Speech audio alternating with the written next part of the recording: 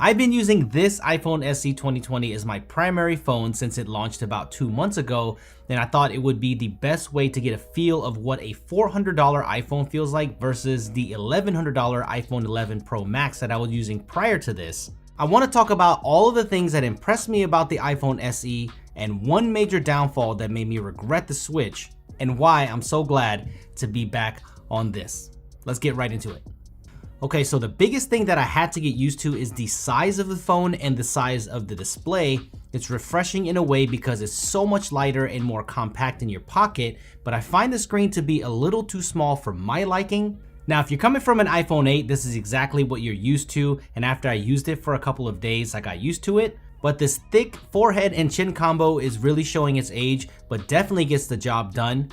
Even after 2 months, I still find it harder to type since I'm so used to a bigger display, but it's easier to use with one hand, so it depends how you look at it. When you're indoors, the display is perfectly fine, but viewing in bright sunlight is a bit of an issue. The more expensive iPhones definitely have a brighter screen. The dual speakers are surprisingly good and get nice and loud, but at the maximum volume it does get a little bit tinny, but besides that, it's really solid. Going back to the fingerprint scanner for me wasn't that bad actually. It's still relatively quick once you get used to it, but it did make me appreciate how good Face ID is. It's actually a lot quicker in most instances and it's more intuitive, but I have to admit it's so much easier with Touch ID when wearing a mask. I really didn't appreciate this until all this madness happened. What's great is I didn't find my daily experience to be much different, and that largely has to do with the power that's inside of the iPhone SE. This has the same A13 processor that is in the more expensive iPhone, so I found the performance to be very good day to day. I do have to say, I think it's a little bit snappier on the iPhone 11 Pro. I did experience a few hiccups here and there and a little bit of stuttering on the iPhone SE, and I think that has to do maybe with the limited amount of RAM. But for the most part, nothing changed. I was still able to use Apple Pay, which I'm doing a lot more of these days, and the smaller size iPhone SE made me really appreciate the classic cases like the Slim Armor CS from the channel sponsor Spigen. I loved using this convenient card holder built into the case so I don't have to worry about bringing my wallet with me. Most of the time, this type of case would add a little too much bulk for me, but this is not the case at all. I found myself using this combo a lot, especially when exercising or going for a bike ride. It just made me fall in love with the case all over again, and the red color just complements the product red so well. But you know me, my go-to for almost every phone is the Ultra Hybrid because I love clear cases, especially when they show off such a stunning color. It adds the right amount of grip and gives me the protection I need with the fortified corners and that nice lip around the screen. And thankfully, I have not dropped this phone in the 2 months that I've used it. That's a record because usually I drop it within the first 2 weeks almost every time, so I'm really happy about that. The most exciting part is the perfect match for my AirPods Pro. Yes, there is an Ultra Hybrid for these now. I was super stoked to see these released. This is a beautiful pairing. Let me know what you think about this combo. If you're interested in picking these up for your iPhone SE, I will leave a link down below for you.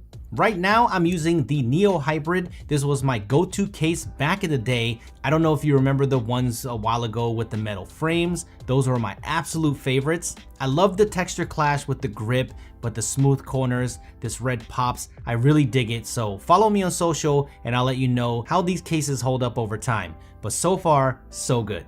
When you look at the big picture, the iPhone SE looks too good to be true.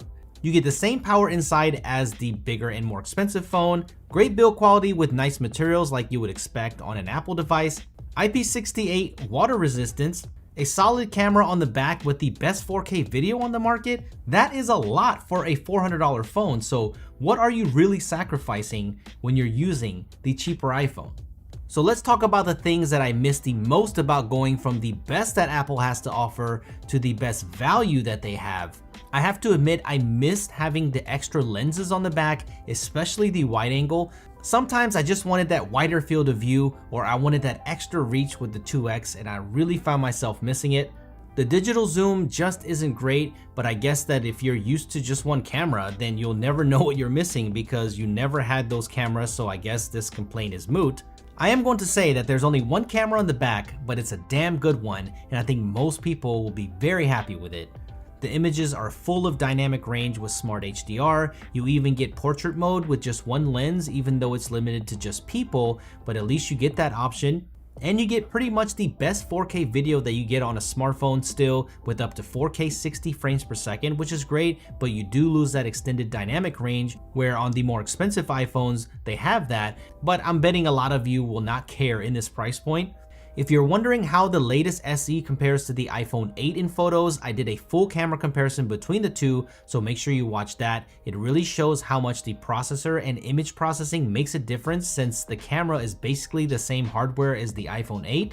The low light though suffers because it doesn't have a built-in night mode. I really wish that Apple would have included this, but overall for a budget iPhone camera, it delivers above the quality that you would expect, so the camera is solid. So I said in the beginning of the video that there was one major downfall with my experience, and that unfortunately is battery life. This phone, regardless of optimization, has a small 1821 mAh battery because of the small size. I know battery life is subjective and everyone uses their phone differently, but here is my breakdown of my experience with the battery with the iPhone SE in the last 2 months. I wirelessly charged every night, which was super convenient. Got to give credit for that being in there for a budget phone. If I used the phone moderately, I could make it through the entire day. Phone would die around 8 or 9 p.m. And I think a lot of that has to do with the screen brightness. Most of the time I had to keep this phone on 100% brightness for me to enjoy it. I did some tests where I lowered the screen brightness to 50%, and while that wasn't a great experience, I did get much better battery life. Where I struggled was on days where I was on social media more because I released a video, or using that camera more that day because I went out with the family. In these cases, the phone would die around 3 or 4 p.m. and since I'm a heavy user, this really affected my experience. So I ended up topping up a lot of times during the day, where I was really conscious on what my battery life was like before I left the house. Where with my iPhone 11 Pro Max, I didn't have to, and some days it was just really frustrating. To be fair, this is not really a good comparison because the iPhone SE is so much cheaper than the iPhone 11 Pro Max, but even other Android phones within this $400 price point have better battery life. So if you're going to buy this phone, just make sure you carry around a battery pack with you. Hey, it might not be a big deal for some because you're used to doing this on your current phone, but for me, ultimately, this is what made me regret switching to the iPhone SE. Even though I had to for the 2 months, I was dedicated to sticking to this phone, but it was a really big deal for me. So I want to know, is battery life a deal breaker, or do all of the other awesome features make up for the lack of battery life? Let me know in the comment section below. I'm really curious. So in the end, the iPhone SE 2020 is literally the best value Apple has, period. And yes, you have an older rehashed design and it does look outdated for smartphones today, but the core stuff for the most part outside of the battery life is met with a fantastic camera that creates great photos and has the best 4K video on the market. And the fact that you will get software updates probably for the next 3 to 4 years or even beyond is crazy, especially with the newly announced iOS 14. This phone will even get all of those features. The appeal of this phone is real. This is perfect for your kid's first phone. This is also a great budget option for the entire family, or this is a perfect smartphone for a person that doesn't want all the bells and whistles but just wants their phone to work well. So let me know, do you have an iPhone SE and what is your experience like, and has it been similar to mine or is it totally different? Let me know in the comment section below. If you are picking up an iPhone SE, then make sure you check out the Hot Speaking products. I will leave a link to them down below. You will not regret it. And also pick up a battery pack. And I will see you guys in the next one. Thanks for watching.